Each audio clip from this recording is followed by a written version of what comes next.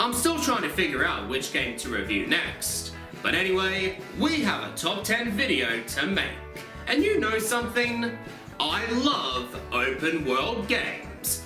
I mean, who doesn't? Exploring around each destination, fun and memorable characters, and a few Easter eggs as well. So with that in mind, we're going to be looking at my top 10 open world video games. We're going to be looking at open world games that offers attention to detail and some outstanding open world designs. It doesn't matter if the map is too big or too small. If it made an impact to my liking, then it's going on the list. I'll also be allowing open world games that features loading times into this video as well, so that everyone can have a fighting chance. Once again, one game per franchise, and this list is all just a personal opinion of mine. So with all that said, let's journey on to the other side of the map as we start off with number 10.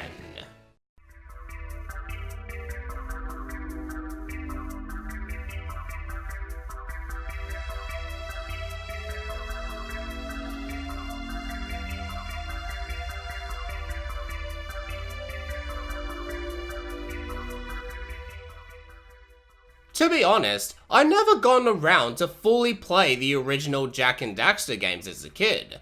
The only fond memory I have about the series is playing the demo of Jak 2 and playing Jak 3 with a friend for about an hour, and that's about it. I got the Jak and Daxter HD collection last year, and after playing all three of them, Jak 2 is probably the best one in my opinion.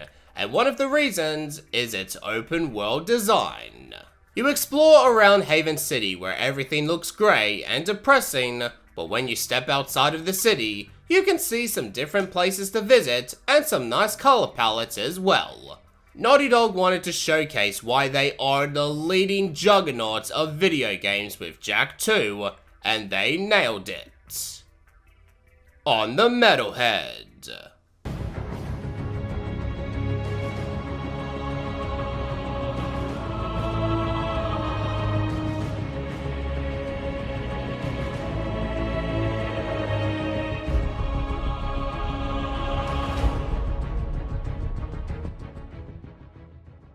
You know, Batman hasn't really had any memorable games back in the day. The movie seems to be going for success, except for Batman and Robin, but video games are a different story. Even if there has been a decent Batman game, it hasn't really stood to the test of time. Until we saw the Batman Arkham series. And one of my personal favorite Arkham game out of the series is Batman Arkham City. Batman Arkham City sees you taking place inside an asylum-like structure in the middle of Gotham City. And you can visit places like the church, museum, Sionis Industries, and the old GCPD building. The map of Arkham City is small, I know, but the design really packs a punch for both casual gamers and Batman fans alike.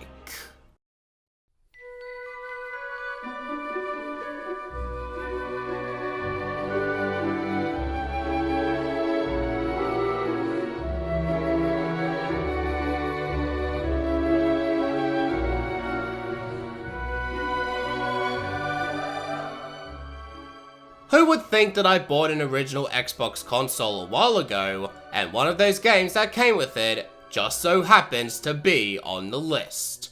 I bring to you Fable, a fantasy RPG world where you go from a small child learning to protect yourself into an adult becoming a hero. It's a game I wish I could live in, filled with interesting characters, fun quests, and with each choice you make, whenever good or bad, they always come with a consequence. Even after this video is done, I'll probably be back playing this game, seeing what else Fable has to offer.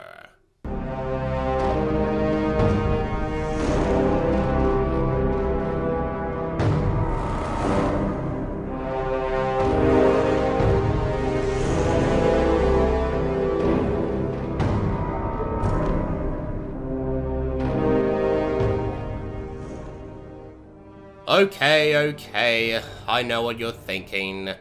Yes, I do hate Fallout 3 as a personal opinion, but there is something Fallout 3 has that I cannot complain about, and that is its open world theme. Fallout 3 takes place in the post-apocalyptic world of Washington DC, and the whole open world design is dark and mysterious. Something that a Fallout game should be. So if there's one thing Fallout 3 excels over New Vegas, is the open world design. However, when it comes to other topics, New Vegas shits all over Fallout 3.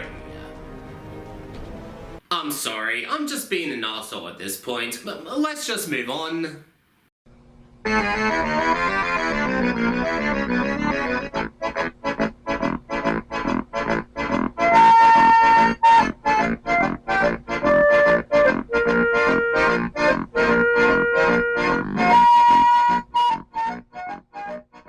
Fuck yes. I love me some Spider-Man games. One of the most enjoyable Spider-Man games I've played so far is Spider-Man 2. I unfortunately missed out on this game as a kid.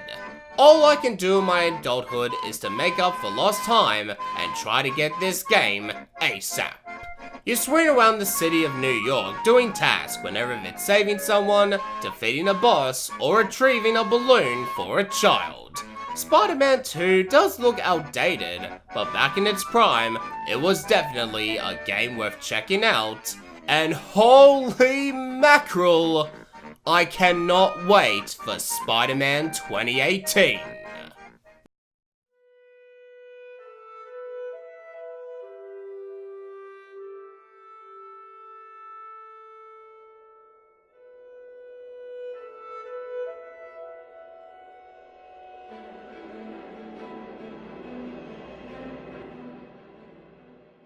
While I was into the next-gen hardware for an Xbox 360, wish I still had that console by the way, my friend introduced me to the Elder Scrolls 4 Oblivion. Much like Fable, Oblivion is a fantasy RPG game where you can compete in the arena, closing the Oblivion portals, or doing deeds for the Dark Brotherhood. I've always enjoyed exploring around Tamriel and checking out the different destinations I came across. It's a game that was definitely way ahead of its time, and Oblivion even rivals some of the newer RPG games out there. I honestly prefer playing Oblivion over Skyrim any day of the week.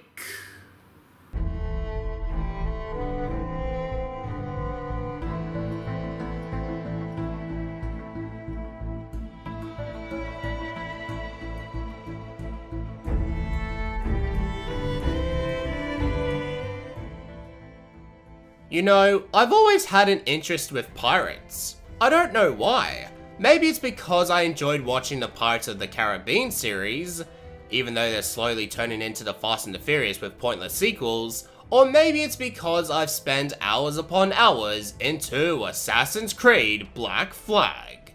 I've always loved steering my ship around, singing songs with me crew, and journey into the unknown. Whenever it's finding treasure or just hunting for clothes. It was the first Assassin's Creed game I ever got to experience, and man, those hours pouring into this game was worth it.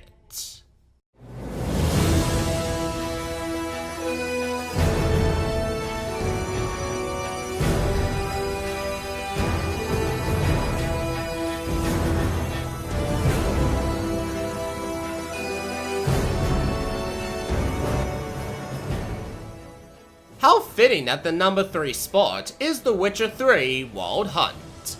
Everyone around me has been telling me I should give this game a try, and so earlier this year I purchased this game, and holy shit, is The Witcher 3 awesome or what? I just love exploring around each place and interacting with the townsfolk and killing a bunch of griffins. This game looks stunning and the open world design is absolutely orgasmic. Another game I enjoyed playing and hope to continue playing till the end of time.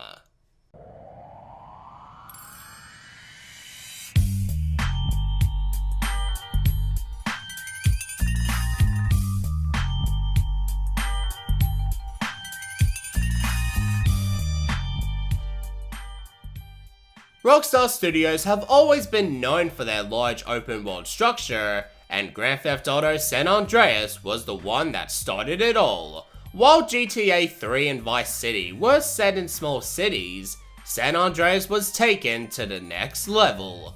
Not visiting just one, but multiple cities with no loading screens, and checking out different set pieces like in the countryside, street games, and casinos. A very classic game that's arguably the best Grand Theft Auto game, where you can customize CJ, kill anyone you feel like killing, and visiting each destination that San Andreas had to offer. You could argue that I should have put it in Grand Theft Auto 5 instead, but you just can't beat the original. But however, in my opinion, there is at least only one game that does beat San Andreas. And this game did make an impact to my liking in terms of the open world genre. But before we check that game out, here is a few honorable mentions.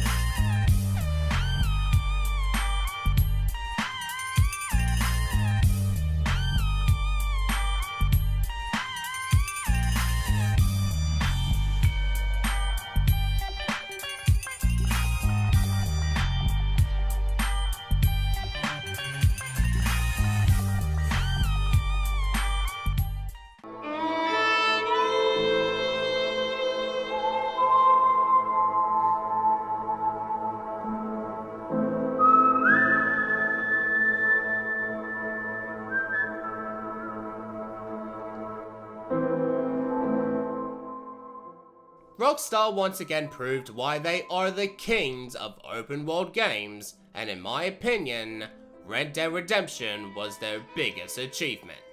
While every game developer in 2010 was focusing on the next first-person shooter, Rockstar focused on a unique game with the GTA gameplay style that sets in the Western world. The more I played this game, the more obsessed I became with it, and the more I got the chance to explore every single detail Red Dead Redemption had to offer.